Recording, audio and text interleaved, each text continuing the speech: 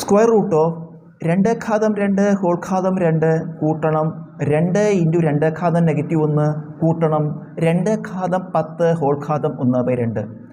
ഇത് സിംപ്ലിഫൈ ചെയ്യണം.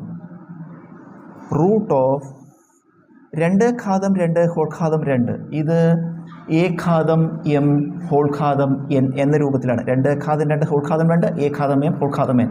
എന്താണ് എ ഘാതം എം ഇൻറ്റു എൻ, 2 കൃതി തമ്മിൽ ഗുണിക്കുക. അതുപോലെ ഇവിടെ 2 ഘാതം 2 കൃതികൾ തമ്മിൽ ഗുണിക്കുമ്പോൾ 4 എന്ന് വരും.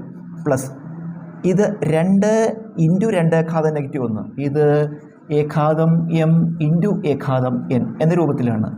2 ഘാതം 1 ഇൻറ്റു 2 ഘാതം -1 എ ഘാതം എം ഇൻറ്റു എ ഘാതം എൻ. എന്താണ് എ ഘാതം എം പ്ലസ് എൻ കൃതികൾ തമ്മിൽ കൂട്ടുക. അതുപോലെ ഇവിടെ 2 നേരിട്ട് കൃതികൾ തമ്മിൽ കൂട്ടുക. ഇവിടെ 1 ഇവിടെ -1 1 പ്ലസ് -1 പ്ലസ് ഇത് ഇവിടെ ചെയ്ത പോലെയാണ് എ ഘാതം എം ഹോൾ ഘാതം എൻ. എന്താ എഴുതുക? 2 ഘാതം ഗുണിക്കുക 10 ഇൻറ്റു 1/2.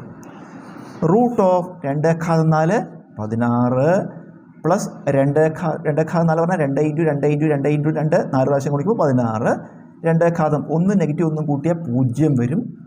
പ്ലസ് 2 ഘാതം ഈ 10 ഇൻറ്റു 1 10/2 5 എന്ന് വരും.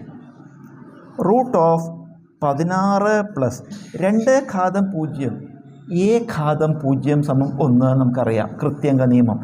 ഏതൊരു സംഖ്യയുടെയും കൃതി 0 1 കൃതി 0 നമ്മൾ താഴ്ഭാഗത്തുള്ള സംഖ്യ നോക്കേണ്ട. കൃതി 0 ഉത്തരം 1.